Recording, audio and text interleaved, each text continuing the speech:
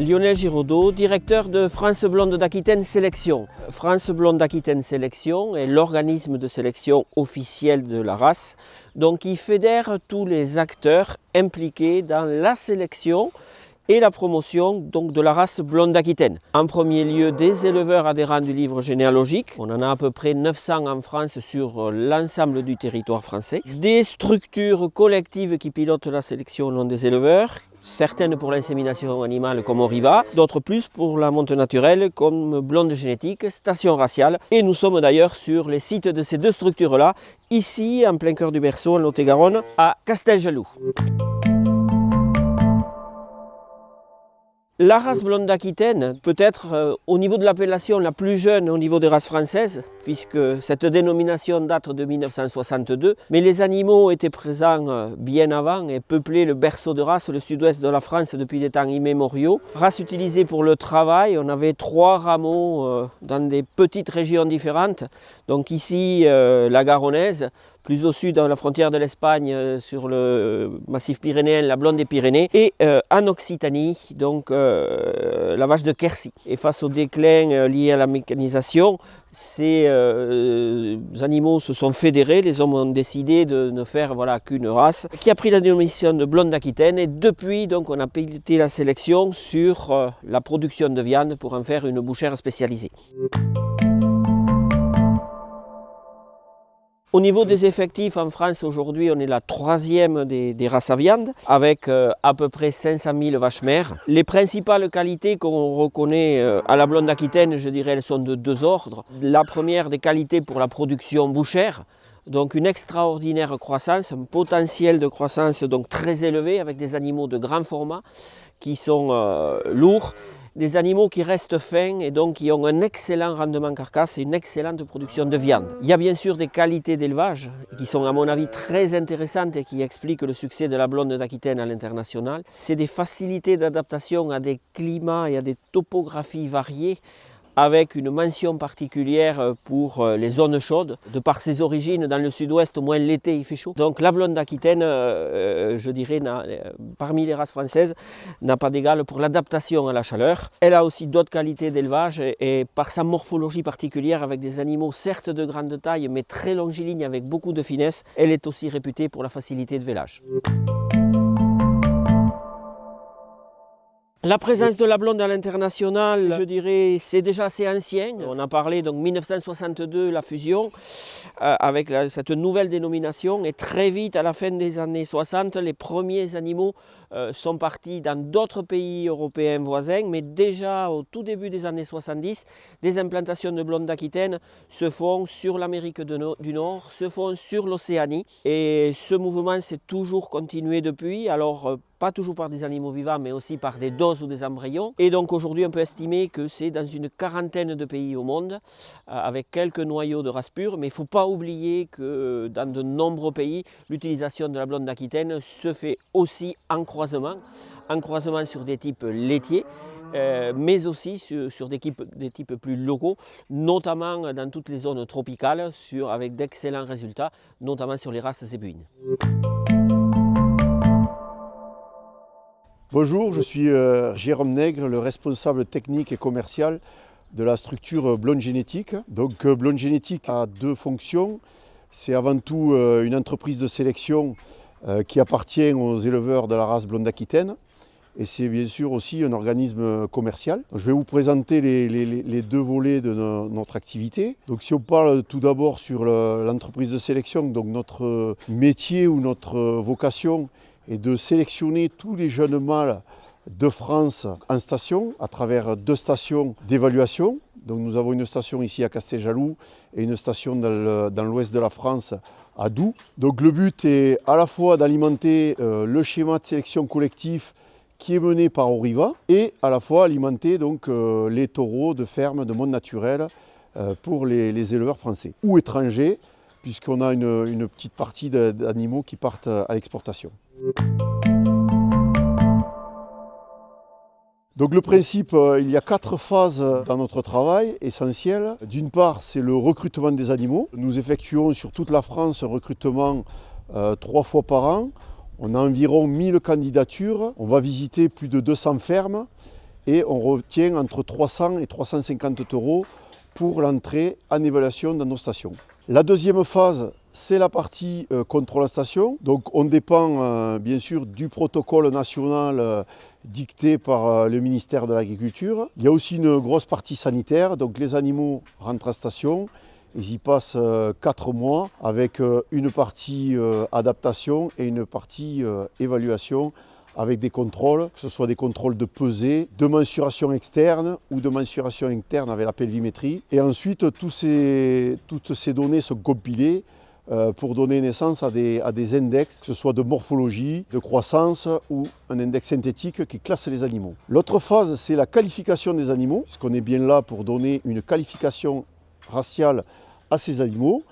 Donc c'est une commission d'éleveurs qui vient et en fait on confronte la performance technique et les indexations avec la morphologie des animaux. Et avec cela, ça nous permet de classifier des animaux à différentes catégories et qui donne comme ça un guide pour les acheteurs. En fonction de la catégorie, ils savent à peu près le type d'animaux qu'ils achètent. Toute fin de série est sanctionnée par une vente aux enchères, donc des ventes aux enchères que nous faisons dans nos stations. Donc nous avons des salles de vente dans chacune de nos stations. Bien sûr, en ce moment, c'est un peu plus compliqué à cause de la pandémie. Nous faisons des ventes par Internet.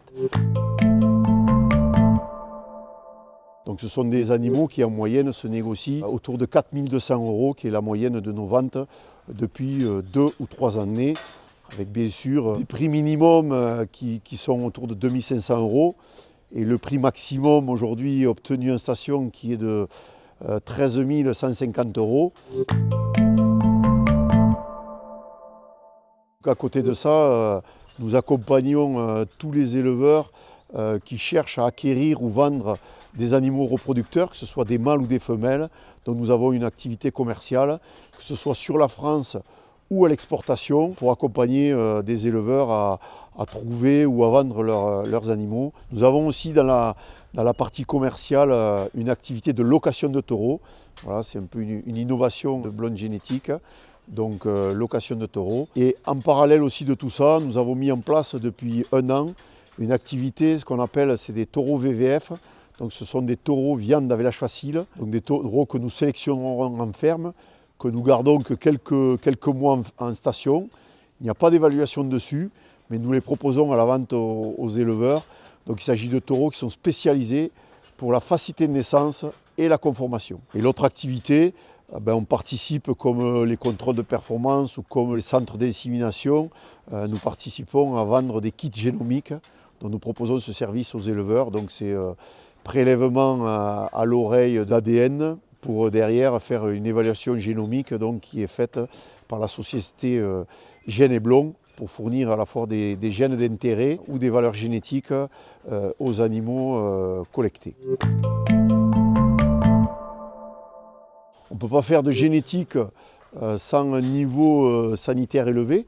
Donc tous les animaux, je dirais, qui rentrent en station ou qui sont vendus en station sont au niveau le plus élevé au niveau sanitaire, indemne de toute maladie, que ce soit des maladies génétiques ou des maladies virales. Donc les contrôles sont faits. Ensuite, les animaux sont allotés, je dirais, en station par lot d'âge et de poids. Et on essaye d'en mettre le moins possible dans les cases pour le bien-être animal. Donc on essaye d'avoir des lots de 6. Ensuite, on a une alimentation adaptée avec 2 types d'alimentation, que ce soit ici sur la station de Casteljaloux, on est plutôt sur une alimentation semi-humide, à base bien sûr du produit sur la ferme, donc qui est le maïs humide, complété par du foin de luzerne ou du foin de pré, ajusté avec de la paille et du correcteur azoté.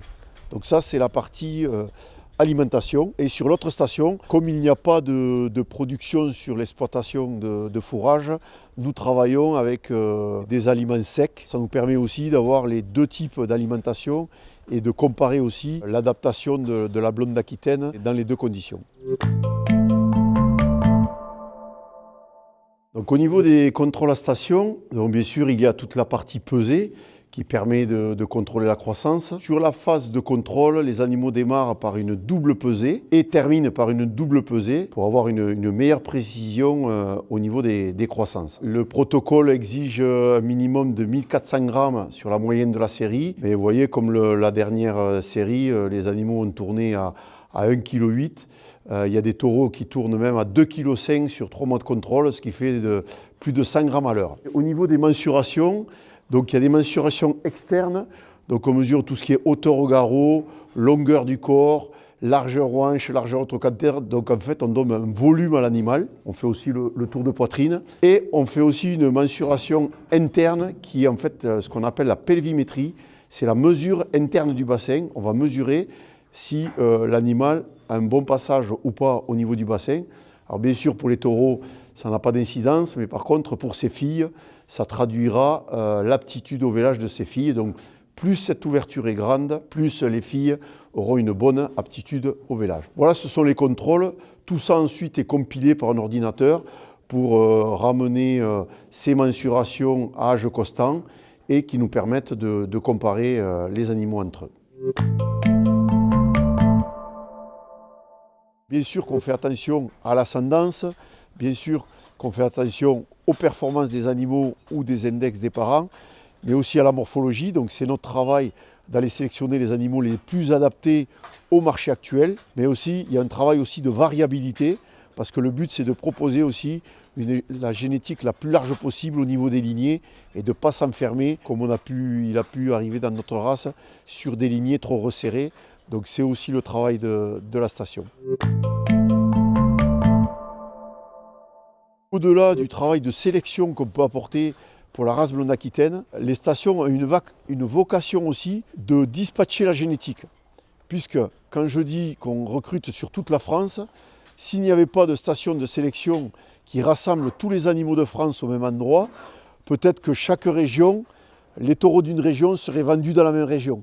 Et on arriverait en fait à faire une race par région ou par département, ou un type d'animaux. Donc la vocation de la station, c'est aussi de redispatcher la génétique dans toute la France. Au niveau commercial, il faut savoir que c'est une station de sélection donc, qui est alimentée par des éleveurs qui sont en contrôle de performance et qui sont adhérents à notre association d'éleveurs sélectionneurs. Mais au niveau de nos clients, la tendance s'inverse. Voilà. Aujourd'hui, il n'y a que 40 à 50% des éleveurs sélectionneurs qui achètent des veaux en station, mais il y a 50% des veaux qui vont chez des éleveurs non sélectionneurs. Et ça, c'est important. Le message que j'ai à passer, cette station est une station pour tout le monde. Et on est là pour apporter de la génétique, je dirais, à tout type d'éleveur ou à tout pays qui souhaite acquérir de la génétique blonde aquitaine. Donc au niveau export, nous avons environ entre 5 et 10% des animaux que nous vendons qui partent à l'exportation. Alors qui dit exportation pour nous, c'est bien sûr tous les pays limitrophes au niveau de la France. Donc on exporte un peu vers l'Espagne, on exporte vers la Belgique, l'Allemagne, un petit peu les Pays-Bas. Et par contre vous avez voilà 3 taureaux là derrière moi qui eux sont destinés à partir pour le Portugal, soit travailler en race pure, soit en croisement sur des races locales. La blonde est très, très appréciée là-bas pour ses qualités bouchères et son rendement de viande.